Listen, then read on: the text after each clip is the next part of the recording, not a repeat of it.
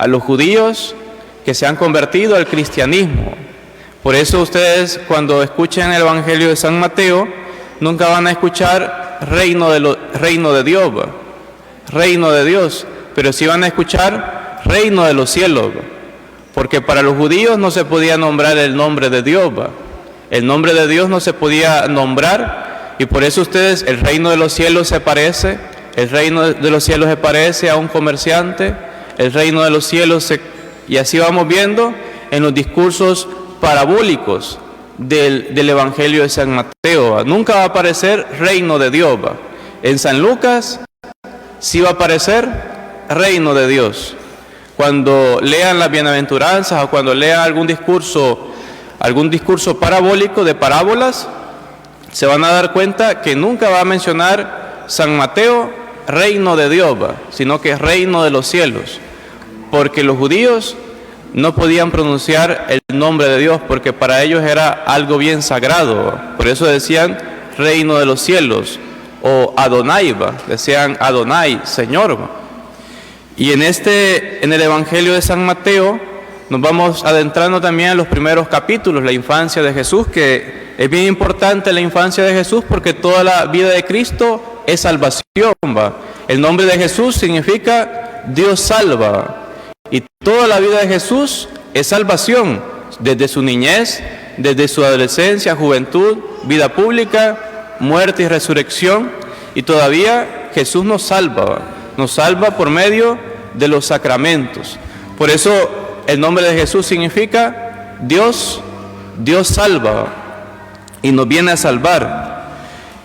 Luego también vamos viendo de que como es dirigido San Mateo a los judeocristianos, en los primeros capítulos vamos a estar escuchamos ahí, y tal como el profeta decía, se cumplió la escritura. De una virgen nacerá, dice ahí, de una virgen. Por ejemplo, dice acá en los primeros capítulos, en el capítulo 1, versículo 23, la virgen concebirá y dará a luz un hijo y le pondrá por nombre Emmanuel, que significa Dios con nosotros. Esto ya lo había profetizado Isaías en el capítulo 7, versículo 14. De ahí van viendo ustedes, y tal como el profeta había dicho, se cumplió la escritura. Y con esto pues el evangelista San Mateo lo que quiere dar a entender es que en Cristo se cumplen las escrituras.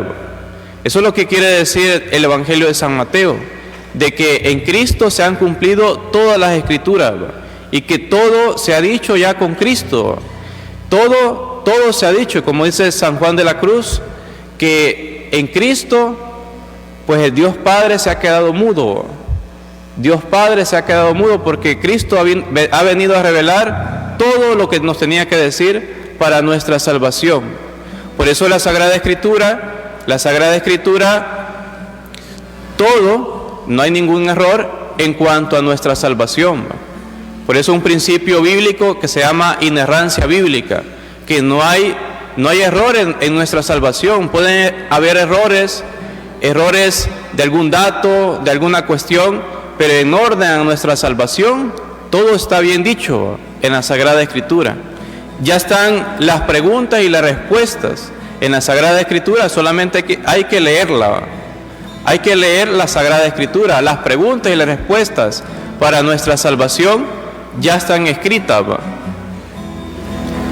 Luego también vamos viendo que hay 5 discursos en el Evangelio de San Mateo. Desde el capítulo 5 al capítulo 7, el discurso del Sermón de la Montaña. El discurso del Sermón de la Montaña, las bienaventuranzas, que es lo más importante también en el Evangelio, las bienaventuranzas. Y vamos viendo que va cambiando algunas cosas Jesús también en este discurso de las bienaventuranzas, capítulo 5, capítulo 7, capítulo 5, 6 y 7. En verdad les digo, se les dijo tal cosa, pero yo les digo, y comienza a decir a Jesús, en verdad yo les digo, en verdad yo les digo, en verdad yo les digo, y va cambiando ciertas cosas que antes se hacían y Él viene a plenificar la ley, la ley. Luego en el capítulo 10, el discurso misionero. El discurso misionero que elige y envía a los 12 apóstoles. Son 5 discursos. Si ustedes se atreven a leer el Evangelio de San Mateo, se van a encontrar con estos 5 discursos. Desde el capítulo 5 al 7, luego del capítulo 10, el discurso misionero. El discurso misionero en el cual Jesús manda a los apóstoles, a los 72. Y luego también hay un tercer discurso, un discurso parabólico. Desde el capítulo 13 van a encontrar las parábolas. El reino de los cielos se parece a una semilla de mostaza. El reino de los cielos se parece a una red. El reino de los cielos, pues, se parece a un comerciante de perlas. El reino de los cielos se parece, y comienza el discurso parabólico desde el capítulo 13. Luego en el capítulo 18 también viene otro discurso, el discurso eclesiológico, es decir, el discurso que tiene referencia a la iglesia. Aquí ya comienza a hablar de la corrección fraterna, de cómo hay que corregir a alguien en la comunidad. Luego también acerca de lo que la gente piensa del matrimonio, capítulo 19, lo que Dios ha unido, que no lo separe el hombre. Y vamos viendo los trabajadores de la viña, el joven rico, y va Jesús dando un discurso eclesiológico, es decir, un discurso con referente a la iglesia. Y por último, ya desde el capítulo 24, que ya nos vamos a ir avecinando y ya vamos a ir viendo este tipo de discurso, desde el capítulo 24, 25, el discurso escatológico. El discurso escatológico que comienza con la destrucción del templo de Jerusalén. Capítulo 25, cuando venimos nosotros a una misa de difuntos, el gran capítulo 25, el capítulo 25 del juicio final.